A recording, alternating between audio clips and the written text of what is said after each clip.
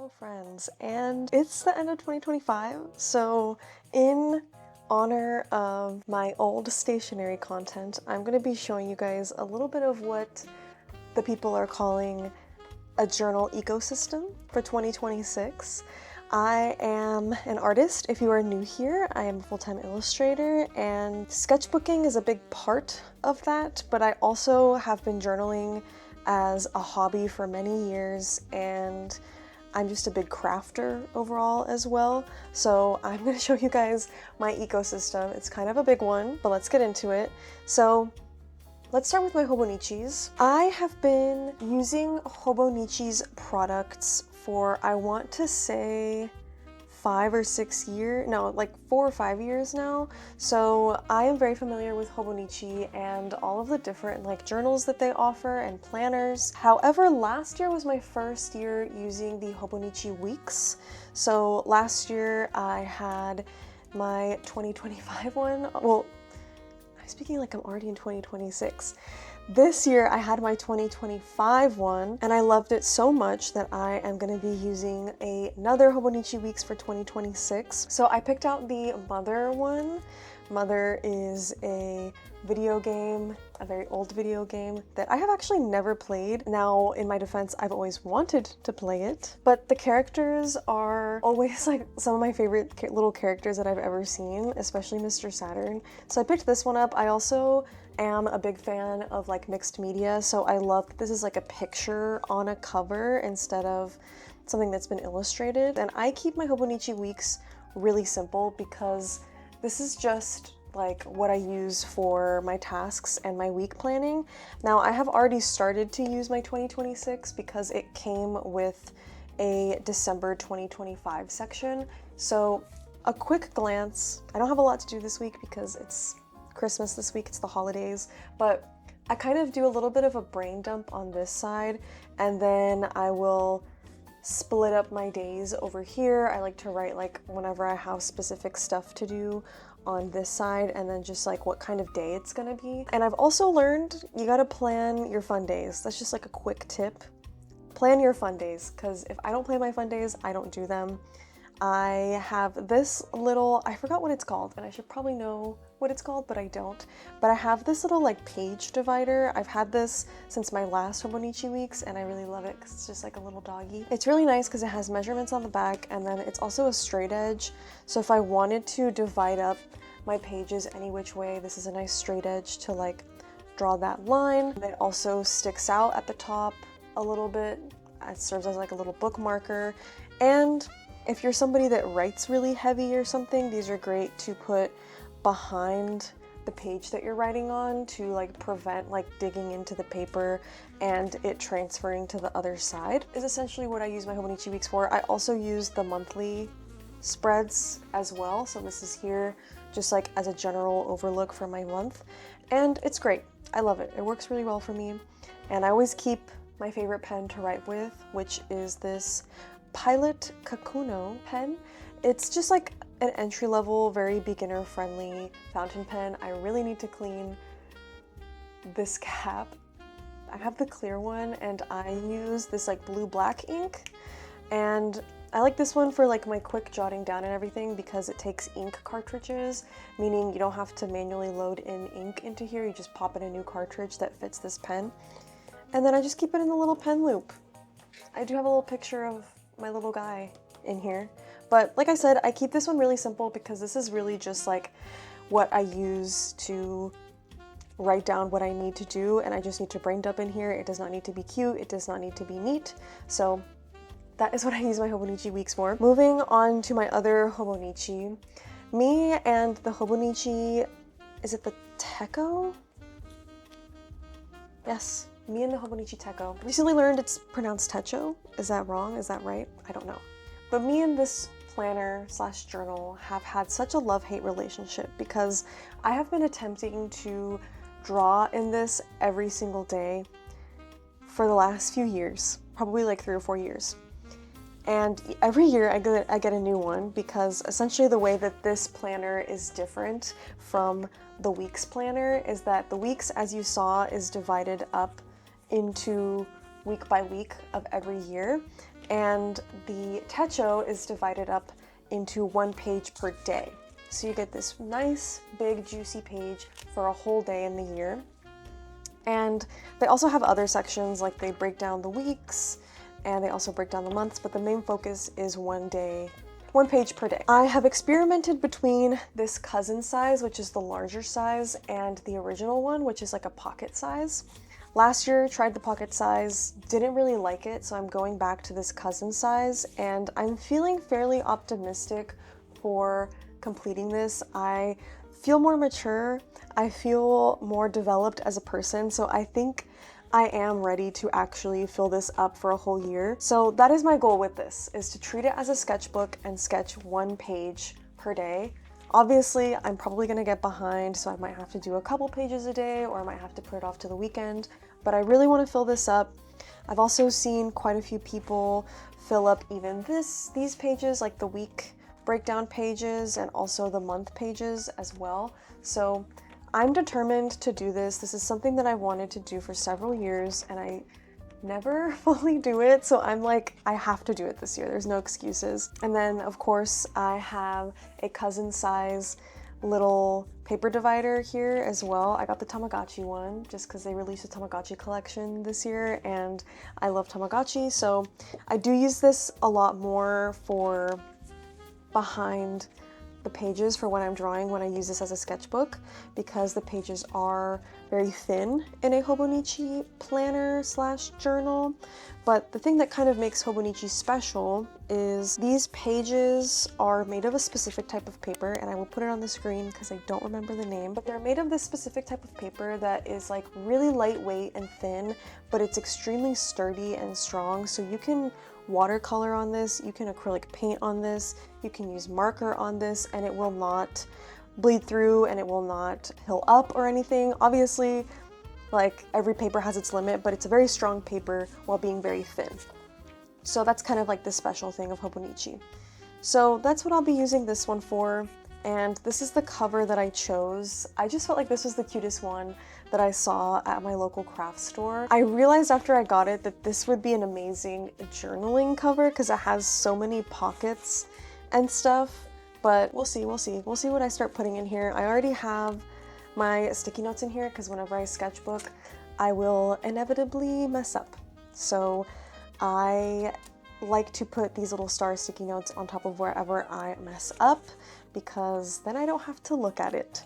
But yes, we have this as my very ambitious day-by-day sketchbook. Moving on to my leather sort of folio books, I will show you guys this one first. I have had this Traveler's Notebook, that's the brand, Traveler's Notebook leather cover for probably 7 or 8 years. I got really into journaling when I was around 18 or 19, and I picked up this journaling cover, and I always kept it. Even when I wasn't using the cover and like putting refills inside of it, I just kept it, and now she's back. I think this is in the classic, just like brown color, and it has a lot of wear and tear on it, but I don't mind. And the way that these sort of like leather folio journals work is they're essentially just this leather cover with these like strings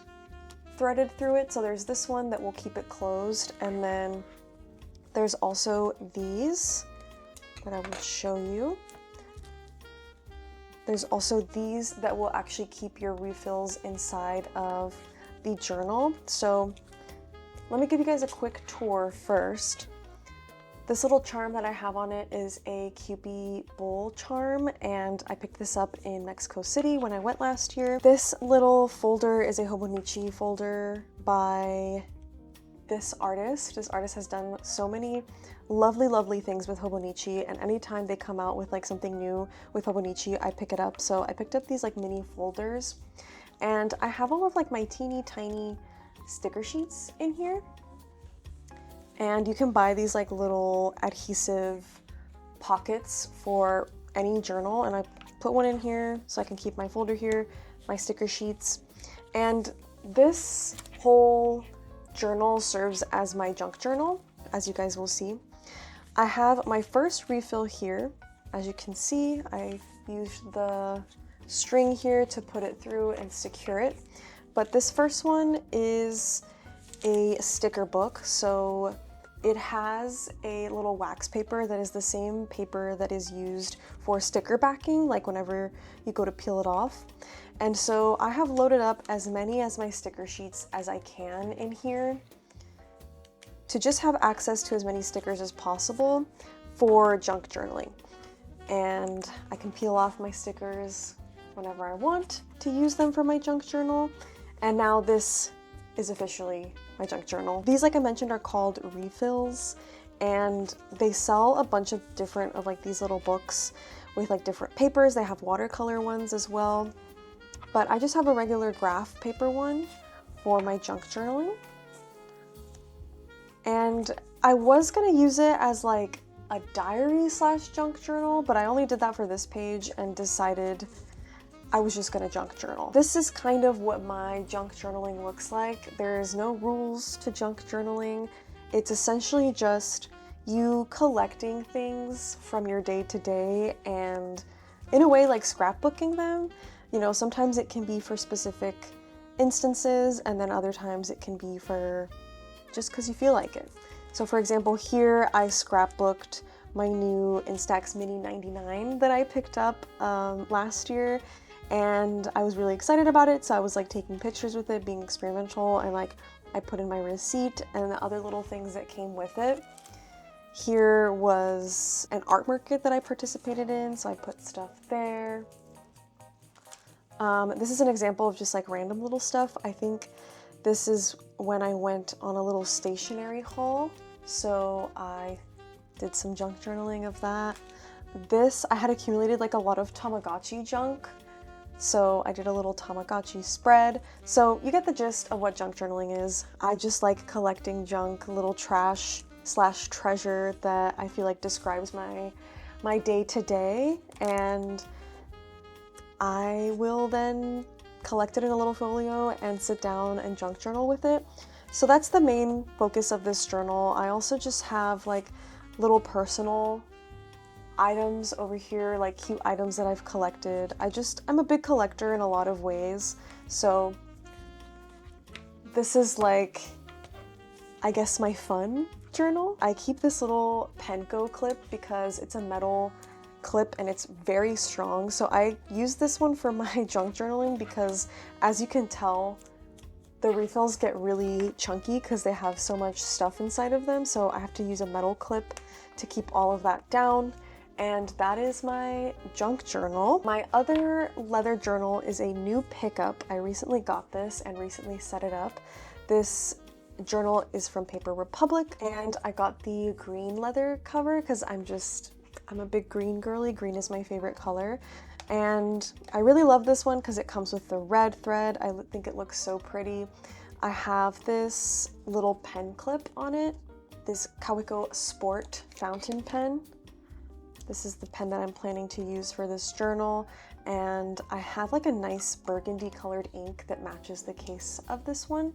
So that'll be my pen. I also put this little brass label on it that the Japan Travelers, or whatever the brand is called for Traveler's Notebook, sells. So I sewed that on there. And this little plastic refill is also from Travelers, and it goes around my journal. I'll be putting little, like I said, collecting little junks to put in here, little pictures. And this is the journal that I chose to add to my Paper Republic journal. This is also from Paper Republic, but the brand, they collaborated with this brand right here, and I just love fish, so I picked this one up. This one's just plain paper, and it's fairly thick, honestly. I really like the quality of this paper, but I'm planning to use this journal as my like media journal. As I get older, have this like desire to consume a lot of media in terms of like books and video games and movies and stuff like that. I'm just really into it, like a lot of us are, and I tend to have a lot of opinions on it, like a lot of us do, but I kind of want to like start documenting that. I've been seeing people do that with like their book journal or like their movie journal where they write down all of the books or movies that they've read, and like they rate it from like 1 to 10 or 1 to 5, and then they write their opinions about it. And I just really want to do that. So I think I'm going to try to do that with this. It might evolve throughout 2026. I might find myself wanting to use it for something else. So just very open-ended for this one. I honestly just really wanted like a pocket size leather journal, and I have this Penco plastic clip on here to hold it down whenever I need to write on it. This is my last, you could say, journal for 2026, and this is actually my current sketchbook. This is by Natalie Koromoto, and she sells wonderful, wonderful designs with her artwork on it, and this monkey sketchbook is just so precious and perfect to me. I picked it up last year, and I have some stickers on here as well, but I really like the paper, and it's been doing me justice, so I have been sketchbooking in it. I think so. I would say still have a long ways to go. I've filled it up about this much so far, so I'll probably be working on this throughout most of 2026. I'll probably finish it sometime late summer or fall, but this will be my sketchbook going into the year. It's just really important, like I mentioned, when you work in a visually creative field, really important to keep up with some sort of journal where you can be sloppy, where you can put down ideas, but where you can also like practice new things. I have like some really crude sketches. I also have slightly more developed things that I will put in here as well as like practice. So yeah, trying to keep up with the sketchbook practice that I have been doing so far in these last few months. I've been doing really well, and it's a great habit, like I mentioned. So this is my ecosystem. This is my little ecosystem for all my journals going into 2026. I feel like it's divided up into like the 3 parts of myself, or like 3 parts of my personality or something. I'm a big stationery girly, I'm a big journal girly, I'm a big art girly. I hope you enjoyed. I hope you got like some ideas for what you want to go into 2026 for with your journaling or sketchbooking or planning, and I will see you guys next year. Before closing out today's video, I wanted to mention our sponsor, which is Squarespace. If you don't know who Squarespace is, they're an all-in-one platform where you can create your very own website, and it has always been the platform that I've used to run my website, my online art business, my portfolio. I take Rezo job inquiries on there. I do everything on there, and they have a lot of tools that help me out with that. I think most notably their commerce tool just really helps me keep track of stuff for my shop, like orders, inventory, customer data, all of the not so fun stuff. So if you're interested in Squarespace, you go to squarespace.com for a free trial, and you can use my code for 10% off your first purchase.